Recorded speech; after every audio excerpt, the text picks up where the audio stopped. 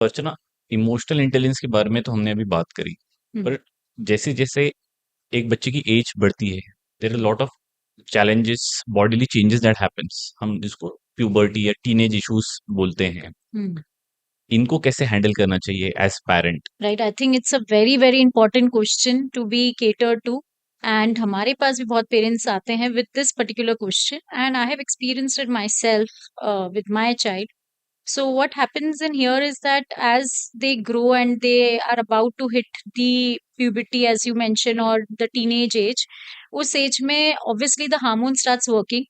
हम्म, और हार्मोन्स के साथ साथ जो बच्चों का एक्सपोजर है, हाँ, जो बच्चे बाहर से सीख के आ जाते हैं, स्कूल से सीख के आ जाते हैं, या दूसरे फ्रेंड्स के साथ देयर इज डिस्कशन हो, online videos and online videos हैं, आज करेक्ट। गैजेट्स हैं इनके पास, बच्चों में एक कॉन्वर्जेशन स्ट्राइक हो जाता है, एक इनकी क्यूरियोसिटी होती है बच्चों की।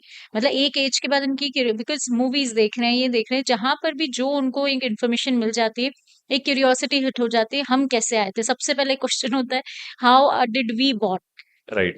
हम कहाँ से आए हैं, हम कैसे आए हैं, हम कौन है, मतलब एक उनका ये जो क्वेश्चन आ जाता है, यहाँ से उनकी क्यूरियोसिटी शुरू हो जाती है, that what is this, sex is all about, why, our body parts are different from the girls और the other gender body parts.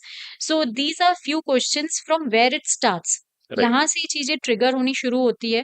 और अगर आप यहीं पे उनको ढंग से नहीं सिखा दोगे, या ढंग से उनसे बात नहीं करोगे, कम्युनिकेट नहीं करोगे, so it will take a very wrong path. वो जो क्यूरियोसिटी है, वो चाहे किसी और चीज में कन्वर्ट हो सकती है आगे जाके. एंड ऑल्सो आप देख रहे हैं कि थोड़ा सा the environment is not very safe of late, even for small kids, be it girls और boys. So it's very very important that हम उनको एजुकेट करें, that what is good touch and bad touch. मतलब ये हमने बहुत सुना है, बट ये बहुत इंपॉर्टेंट भी है कि हम उनको वाकई में एजुकेट करें कि गुड टच किस में क्या फीलिंग आती है, बैड टच में क्या फीलिंग आती है. और अगर ऐसा कुछ वो एक्सपीरियंस कर रहे हैं, तो वो आके हमसे कम्युनिकेट करें. उनको आके पेरेंट्स को भी बताना बहुत ज़रूरी है. तो इस केस में ना, पेरेंट्स और चिल्ड्रन की जो बॉन्डिंग है, वो बहुत-बहुत ज़रूरी है, क्योंकि अगर वो बॉन्डिंग नहीं होगी, एक आप कम्युनिकेशन गैप होगा, तो बच्चा आपको आके कभी इतना बता ही नहीं सीरियस टॉपिक पाएगा. पे बात ही नहीं करेगा वो। वो बात ही नहीं पर, या तो वो डर के चुप हो जाएगा, या वो आके बात ही नहीं कर पाएगा इस चीज़ को, या वो खुद भी नहीं समझ पाएगा क्या हुआ.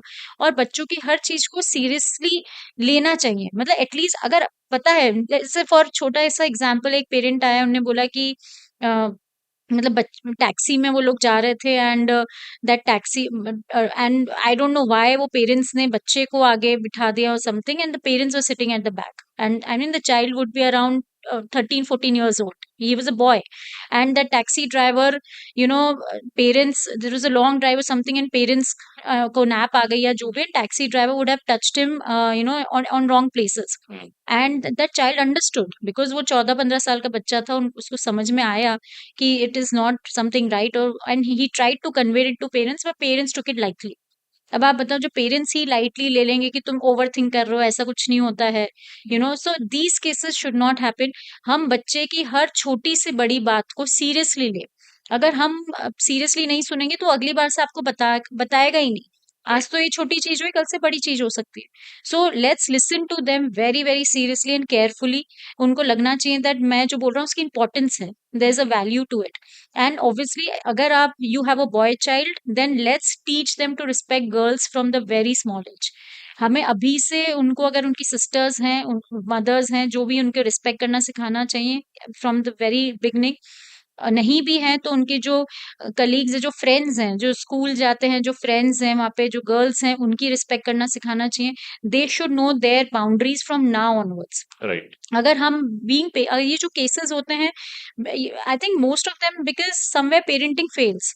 मतलब हम एज अ पेरेंट्स ही अगर उनको बचपन से सिखाना चालू कर दे कि उनकी बॉयज की बाउंड्रीज क्या है, उनको किस तरीके से गर्ल्स को रिस्पेक्ट करना है, so I think these cases will stop happening at all. तो यहाँ हमें बहुत बड़ा पेरेंट्स का रोल है कि बचपन से उनको ये गाइडलाइंस देना शुरू करें, प्लस सेक्स एजुकेशन देनी शुरू करें. इम्पोर्टेंट है। It's very important. Good touch bad touch के अलावा भी उनके जो क्वेश्चंस हैं उनका आंसर करें. मतलब उनको ये नहीं बोलता अरे अभी तुम्हारी एज नहीं है, हुँ। चुप हो जाओ, ये सब बातें नहीं करो, कोई parents themselves feel very hesitated, उनको हेसिटेट हेजिटेशन या होता है वो इस बहुत चीज़ को लेके। कॉशियस हो जाते हैं कि ये कैसी-कैसी बातें कर रहे हैं बच्चे, they feel very, sometimes they even feel taboo ashamed, जैसा लगने लगता है। टैबू लगता है, but I feel this is not taboo, we should remove this thing. And उस उनको हम आजकल स्कूल्स में भी, it's a very good thing that schools have also started this, कि वो भी sex education from a early age देना शुरू कर दिया है, बिकॉज इट्स इंपॉर्टेंट। बच्चों में बहुत अवेयरनेस आ गई है। जैसे हमारी एज में उस टाइम पे अवेयरनेस 9th-10th में जाके होती थी, बच्चों में अभी से है। If I talk about second, third, fourth graders, they are aware of things. So अगर उनको हम राइट मार्गदर्शन अभी से नहीं देते हैं और उनके क्वेश्चंस को अभी से एज अप्रोप्रिएट आंसर्स नहीं देते हैं, वो क्या करेंगे, वो गूगल पे जाके रिसर्च करना शुरू कर देंगे, गैजेट्स सबके मूवीज़। पास, वह कुछ मूवीज देखेंगे, कुछ इन्फॉर्मेशन गैदर करना शुरू कर देंगे, और वहां पे उनको क्या गलत इन्फॉर्मेशन मिल जाएगी, क्या सही मिल जाएगा, वो अपने आप क्या उस चीजों को समझ लेंगे। हुँ। That's very risky.